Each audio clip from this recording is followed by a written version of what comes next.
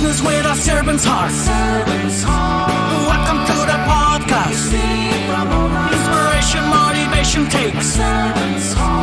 Listen to the podcast. We're all about to talk about life. Our guests will share their life story. We want you to success in life and business. We're ready and we will start shortly. We're gonna talk about life. We're going to speak on business. You're gonna shine bright. We are going to witness.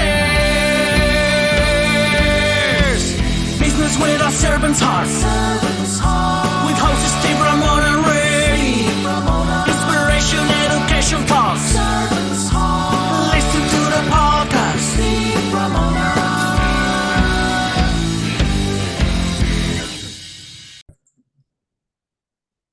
Welcome, everyone, to Doing Business with a Servant's Heart podcast. I'm your host, Steve Ramona. I am so fired up to have you join us today. Got a wonderful guest today, all the way out in the Netherlands, I believe. If I got that wrong, he'll correct me because he's a good guest already. We've dedicated this podcast exploring the idea of a servant's heart in your life and your business and how that makes an impact with others and yourself. Plus, we're bringing guests on that are going to motivate you, inspire you, educate you with a servant's heart, with that heart. It can be in business and you can still be extremely successful like my guest is. And it's a powerful tool to use to really grow, not only you, but the people around you. Here's your homework today, audience. Think about you're going to serve yourself and serve others today and what impact you'll create today. Keyword there is today. Let's start today. Give those gifts out. I guarantee you're going to feel fantastic. I want to thank my sponsor, Pantheon.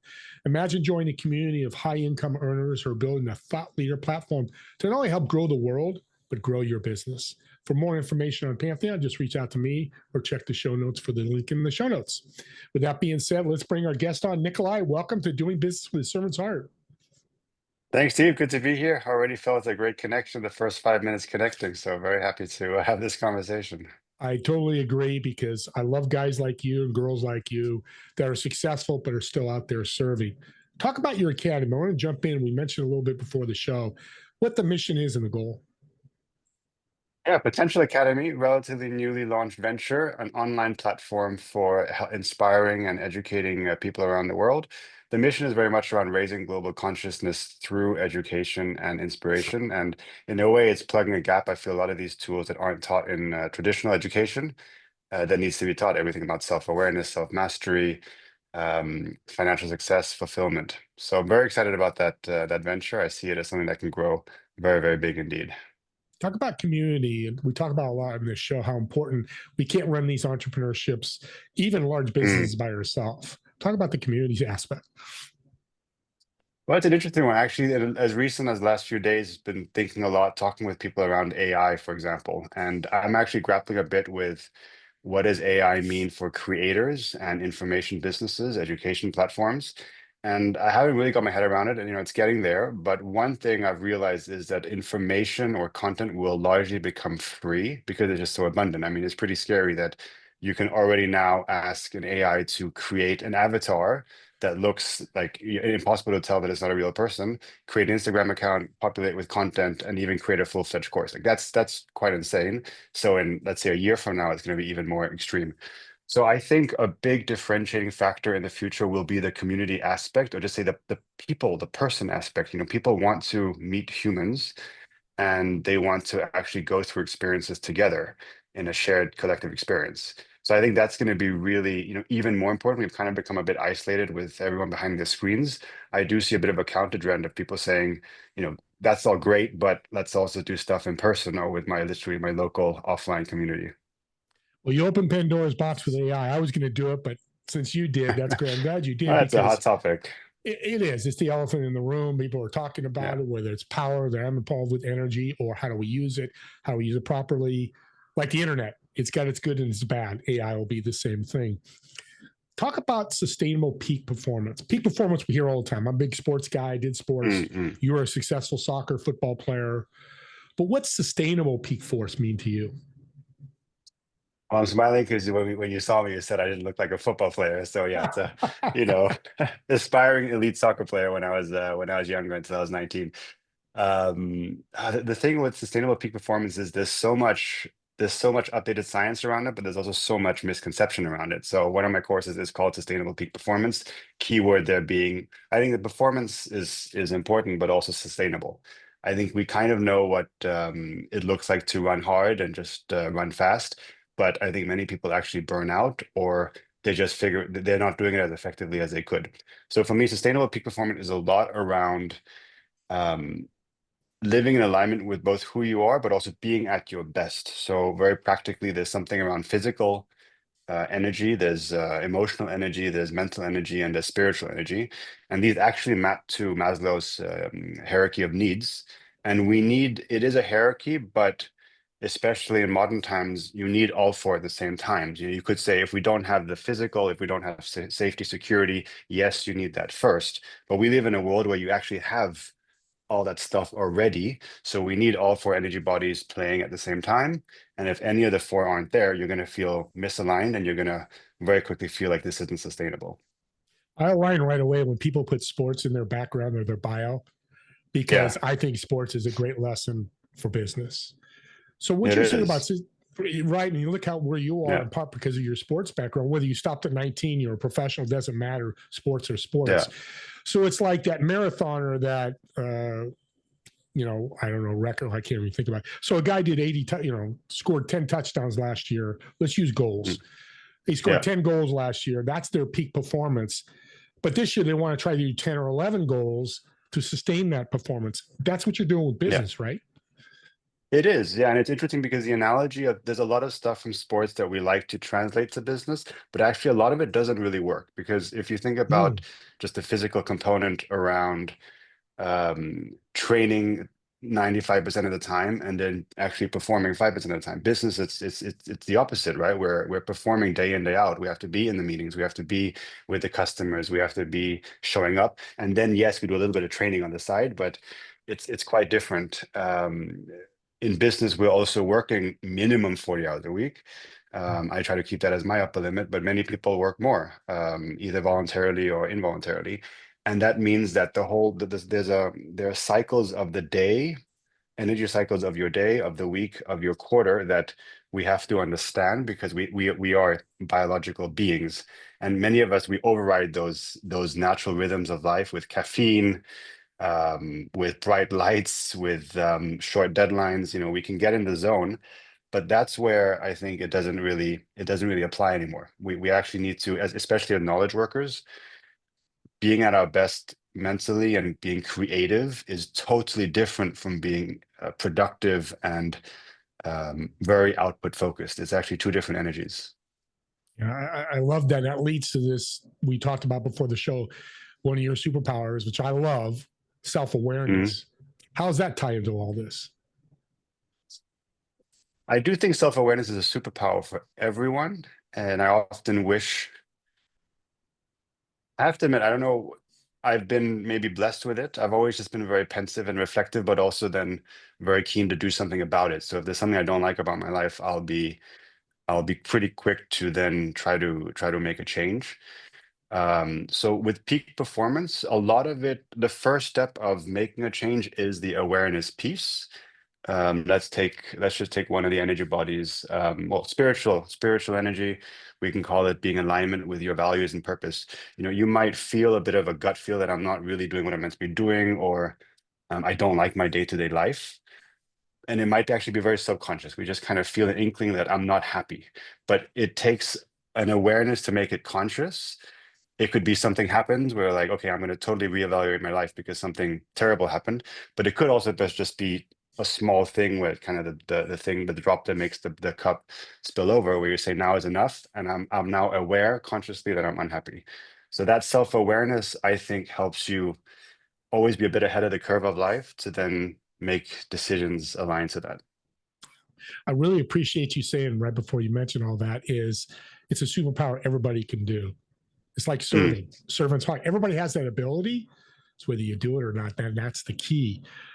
yeah. Somebody's struggling in life, Mm, self-awareness, peak performance. Is this something to uplift them to unstruggle? I don't know if that's a word, but I just said it, so it's a word. yeah. Good question.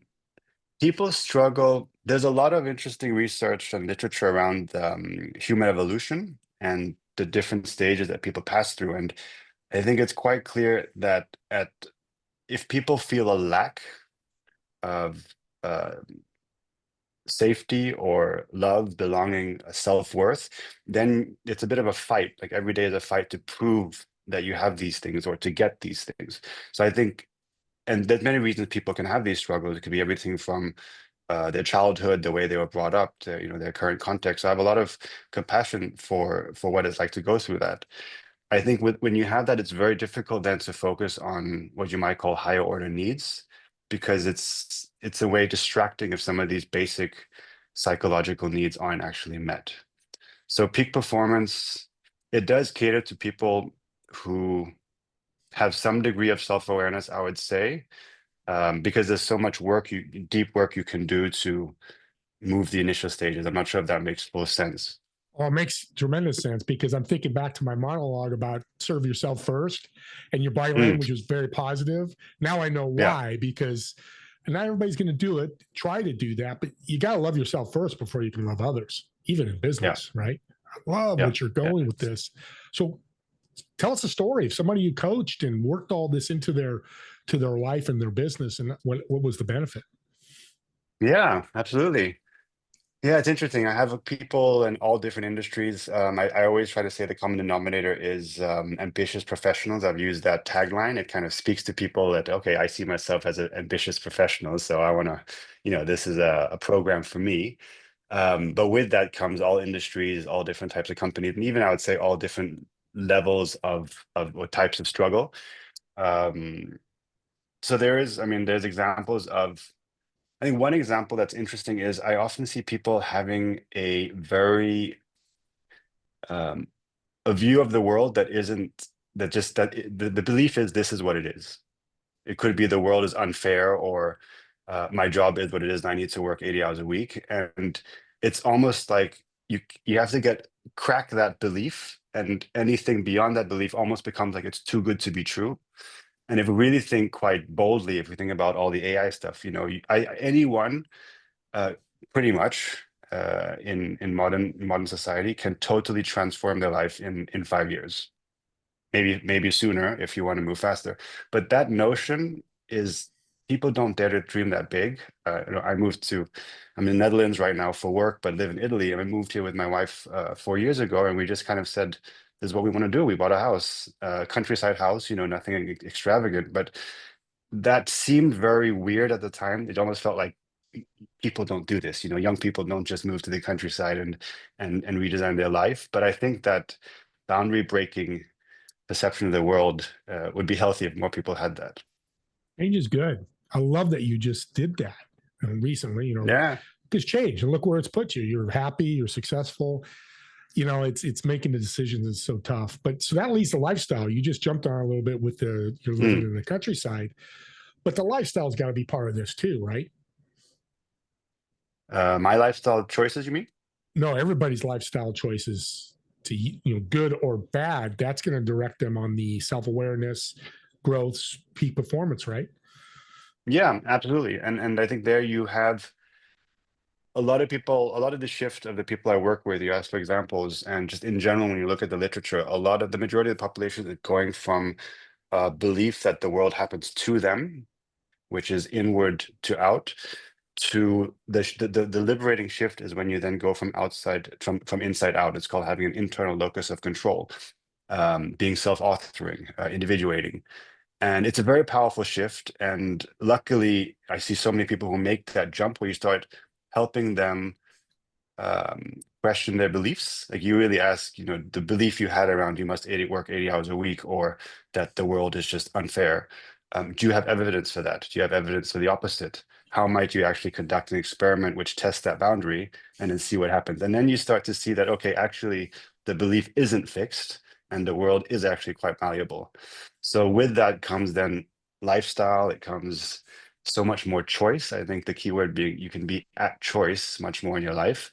And it's not that life happens to me, but to a large extent, I can actually shape it. being a lawyer for your own self, when you talk about evidence, when you search evidence, you're your lawyer for your Yeah. life. It's really cool. I just made that up. It's kind of cool. Yeah. I love Lawyer your for your attitude. life. Right. Because Yeah. we're not checking our life. We're Just just living through don't it. sue yourself though. Yes. Yeah. Don't See, do great that. guest. I love it. Yeah. Don't sue yourself, which is the great thing about being your own lawyer. Yeah. You're so motivated and inspiring. How'd you get there? Thank you. I've been fortunate, to be honest. I feel like I've gone through so many stages of my life. I remember I've definitely been the insecure kid. I've been the kid who I never felt like I was one of the cool kids, but I yearned to, wear the right clothes, whatever. Went into business in consulting and was insanely ambitious. And, my first goal was just joining consultancy. And I was like, I want to become partner. And there was no logic. It was just, this is what you do if you join a consultancy. So really driven and had a bit of blinders on to some extent. So that's been a big transformation, realizing, okay, what actually makes me happy, what doesn't make me happy. Um, and I would say I've been very fortunate to have had really great people in my life. Of course, my work is leadership development and personal development. So with that, I've learned from the best, but then also gone through so many courses where, some of them have been 5 days. I went on a 10-day retreat. You come out of it just a different person. And I think probably I've gone through 15 or so of these interventions, if you will, and have been fortunate that that's just helped bring this self-awareness to me. Thank you for bringing up mentors, because every successful person I've met, they had mentors. Yeah. And not Yeah. necessarily maybe someone they call, but they'll watch a podcast of somebody or read their book or get Yeah. their newsletter. Find those mentors. They're a game Yeah. changer, which is why, especially in leadership, which we all should be part of somehow, some way. Yeah. We got AI. Exactly. That's one of the elephants. There's another elephant in the room, EI, emotional intelligence. I think it's as Okay. powerful Yeah. as AI. What's your Yeah. comments on that? EI is it's not a new concept, but I think it's grossly under what's the word? Educated. We're not we're not aware of EI. I learned it as an adult, and I was like, why didn't I know this earlier? And I think I think it's so foundational because it's part of that. If you want to live your life, I don't want to say on your terms, that sounds a bit selfish, but if you want to be the one who really shapes your life, then emotions have to be something you control. And I get a lot of questions. Does this mean you don't feel? No, feeling is absolutely normal. You feel angry, you feel sad, but if you stayed angry, then that's a choice. And I think that's what people confuse it, because you can be furious. Yes, that's normal. We have something that happens chemically in our brains. But then if you then choose to stay angry and if you choose to respond on that anger, people don't like it because it puts the responsibility 100% on them. But I'm sorry, that's a choice, and you have absolute power to let it go and act from a totally different part, from a different place, if you, of course, learn how. But that's a lot of responsibility on every individual. Yes. You can't excuse bad behavior. No, you can't. And that's on yourself. You need to take care of it. And emotional intelligence is more important now after COVID, the pandemic, because we're all over the place. Oh, we're going to lose our business. Oh, I got to pay bills. I can't do this. Oh my God, the world's crashing down, because so many businesses that, failed. Yeah, I love that, because EI goes with AI very well. How we'll figure that out later. But there's definitely a component to that. What's your future look like, Nicolai? I have a lot of ambitions, as I mentioned.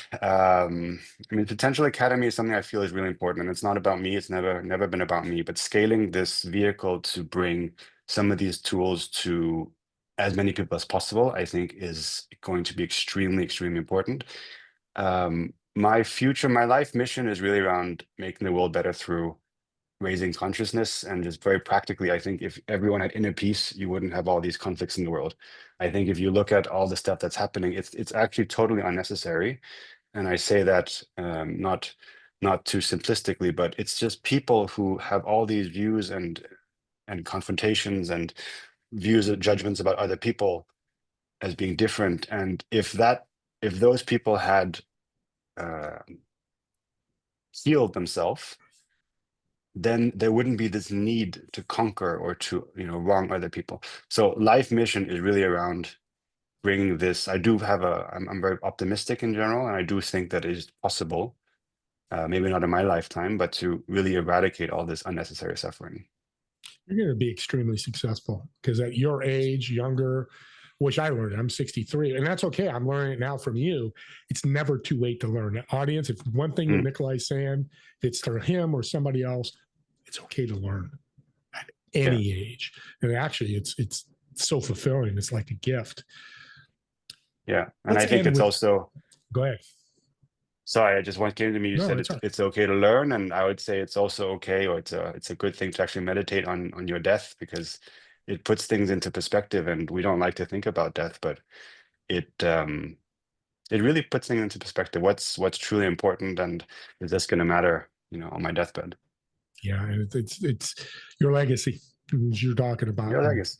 Yeah. One of my business partner says your legacy is like movie credits. What are your movie credits going to look like? I love that, because we'll watch a movie and, oh, look who's in it. Oh, look where it was filmed. Same thing. What are Nicolai and Steve's legacy, their movie credits going to look like? And your choice. I love that. Right? Yeah. Your choice. You get to write it. Let's end with this. What's a piece of advice that you would give the audience right now to move forward in their life?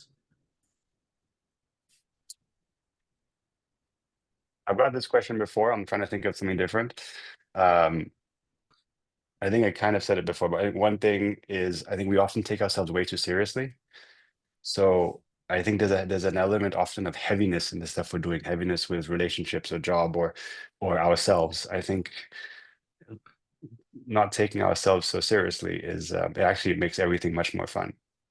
God, you're speaking my language, because joking around, having fun, we can do that in business and not affect business. Of course, be serious when you have to be serious. That's such a great piece of advice. Again, it's something everybody could do. Yeah. Everybody could do this. Well, let's end with get to know Nicolai question.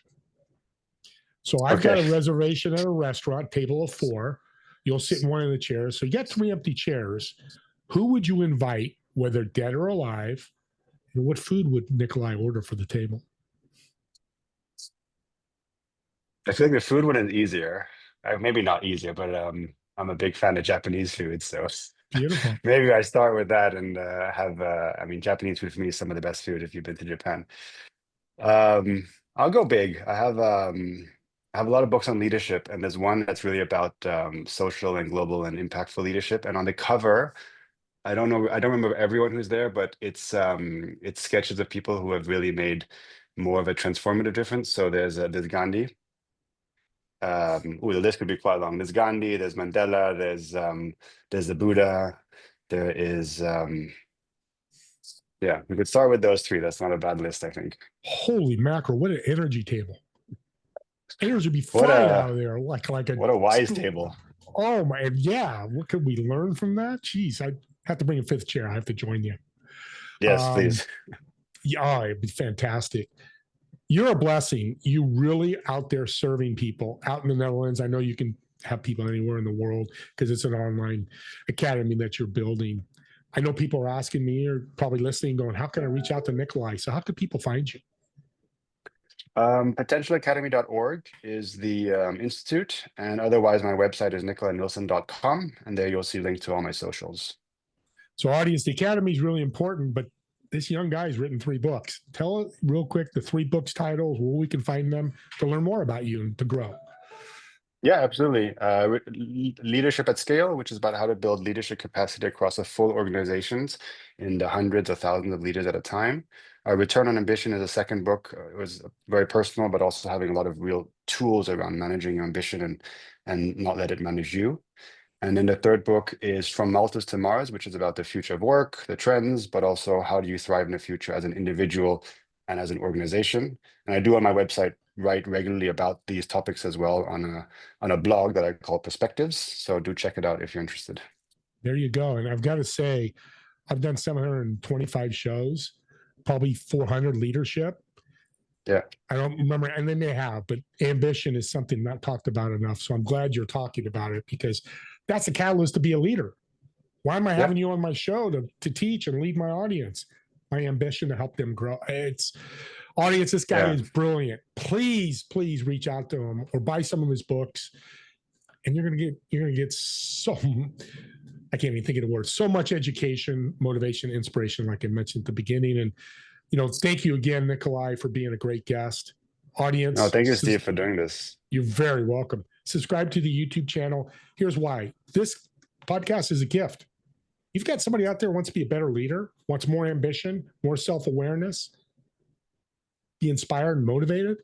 Just share the link with them going, hey, I just listened to this guy, Nicolai. Holy mackerel, rocked my world, or whatever you say. And when you share that gift, maybe they listen and it motivates them, inspires them to do something different or do something more. Or they reach out to Nicolai and he helps them. Maybe he joins the academy, reads a book. To me, these are gifts. This is not pitching. I've never said this before. This is a gift because you're finding somebody that's relatable to this great subject. He's awesome. You can tell already. And I've only met him, known him for about 30 minutes right now. So thank you for that. Subscribe to the YouTube channel. Me and Nicolai, I want to thank all of you for watching or listening to this podcast. And we'll see you all on the next episode of Doing Business with a Servant's Heart. Have a great day, everyone.